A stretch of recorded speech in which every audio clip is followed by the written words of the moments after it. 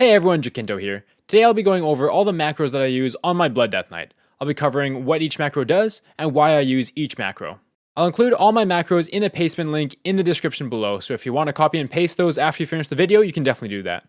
For those of you who don't know, macros allow you to bind multiple actions to one button. Macros are often used to use multiple abilities simultaneously, as well as using abilities on an enemy or player that you don't currently have targeted. In order to create a new macro, we'll go to our macro menu in the main menu. We'll click on New, and now we just have to choose an icon and type a name for that macro there. Once you do that, press OK, and now you can enter the body of the macro, so the commands that you actually want in the macro. Once you enter these commands, you drag this macro into your action bar wherever you want it, and set the keybind for it, and it'll stay there until you change it. From then on, it'll act just like a normal button. Now we'll go over the first macro that I have, which is a macro for Anti-Magic Zone. This macro allows me to place Anti-Magic Zone down without using the target reticle. So usually when you have to place an AMZ down, you'd have to press its keybind, and then you'd have to aim it wherever you want it. Instead, this macro bypasses the target reticle so that your AMZ is dropped wherever your cursor currently is. So if I point my cursor somewhere on the ground, that's where my AMZ is going to end up. The center of your AMZ will end up where the point on your cursor is. This macro makes it so I don't have to press two buttons in order to click my AMZ. Usually I have to click one button in order to get the target reticle and one button in order to place it. Instead, I just have to click one button in total to place it on the ground as long as I'm aiming where I want it to be. Now this may take some getting used to, as you do have to point with your cursor where you want the AMZ to be, but I've really loved using this macro so far. As long as you're comfortable without seeing the target reticle before placing your AMZ, this macro will definitely save you a lot of time. I would, however, recommend getting used to the radius of AMZ first, just so you know exactly how much ground AMZ will cover when you place it without the target reticle. So looking at the commands on the left side of the screen here, the first line is Show Tooltip Anti-Magic Zone. This makes it so that when I hover over the macro, which is at the bottom here on number pad 6 of my mouse, it'll show the tooltip for Anti-Magic Zone. The second line is an @cursor macro. This makes it so AMZ is cast wherever my cursor is currently pointed. The second macro I'll go over is for my Death and Decay. Now this macro works essentially the same way as the Anti-Magic Zone macro, except for my Death and Decay instead. So usually when you have to place Death and Decay on the ground, you'd get this target reticle where you have to place on the ground. Instead, I can bypass that, and it'll just be placed wherever my cursor is. And as you can see, Death and Decay is on the ground where my cursor was pointed. This macro, like AMZ, is great because you only have to click one button instead of two. As long as you're comfortable with Death and Decay's radius, you can definitely use this macro and it'll save you time. It'll definitely save you when you have to kite mobs fast, as you can just place it down instantly and run away. The macro commands are essentially the same as AMZ, you're just replacing the name of Anti-Magic Zone with Death and Decay. The third macro I'll go over is for Raise Ally, which is our battle res. Usually when using Raise Ally, you'd have to click on your Raise Ally first, and then click on your target that you want to battle res. Instead, this macro makes it so that if you're already moused over the player you want to battle res, whether it's the unit frame or their corpse, you're able to battle res them instantly without clicking twice. So let's see this in action. So in this clip, we're going to see that our hunter's going to die, and we're going to battle res them with the macro. So our hunter's going to die in a few seconds here, and all we have to do is mouse over their unit frame, and it'll battle res them right away once we hit that macro.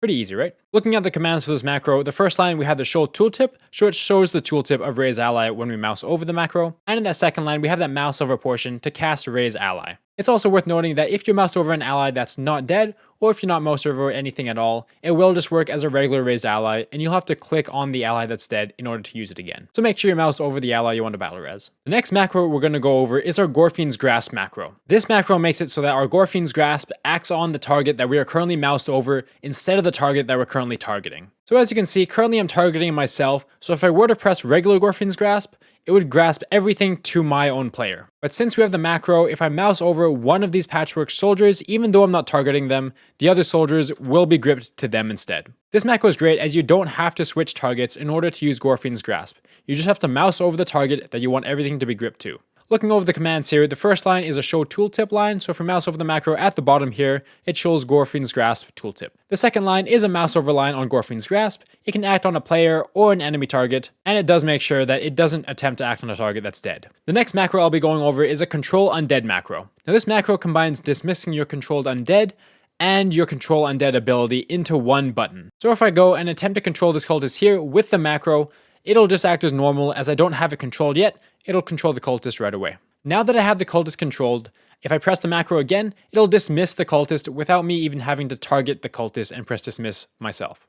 There we go, and it's dismissed. And to recontrol the cultist, I just have to press it again. This makes dismissing and recontrolling your controlled undead a lot quicker and easier. All you have to do is press the button twice, and it'll do it all for you. Macro will also put your pet automatically on assist, which is nice as well. Looking at the commands here, we first have that show tooltip command. The next line is to target your pet, and the third line is to dismiss your pet. And the line after that, we use the actual ability control undead, and we set the pet to assist in the final line. Now, if you don't have a pet yet, lines 2 and 3 won't do anything as you don't have a pet and you're not able to dismiss your pet.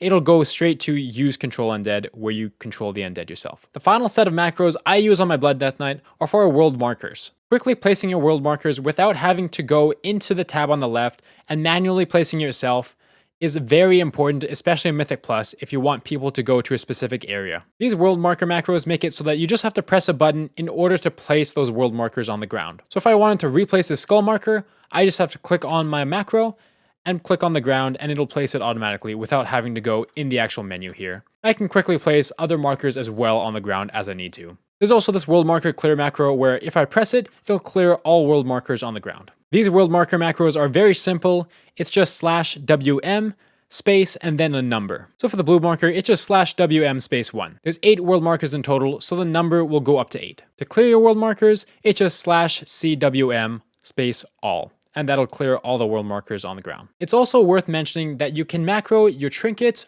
with your ability. So if you have an unused trinket, you can make it so whenever you press a certain ability, it'll attempt to use that trinket as well. Now, I don't use this on my Blood Death Knight, but I do use this while playing Unholy. So as an example, I bound my Inscrutable Quantum Device with my Dark Transformation. So all you have to do to make one of these is type /cast and then the ability you want it to be bound to. And the next time you type /use and then the name of the trinket. This way, whenever you use that specific ability, it'll attempt to use the trinket as well. These type of macros are very good to use if you have a trinket that you just want to use on cooldown. Personally, I don't use this as a Blood Death Knight because a lot of trinkets do have some defensive value and I want to use them at specific times. Right now you'll see that the trinket I'm running is purely for DPS, apart from the speed that it gives. Although this trinket is mainly only for damage, I still want to control the use of this trinket. If I come 8 yards within an enemy, I'll leap onto that enemy and use the proc of this trinket. This may compromise my positioning, so I want to control when I use this trinket instead of just using it right on cooldown. Well, those are all the macros I use on my Blood Death Knight.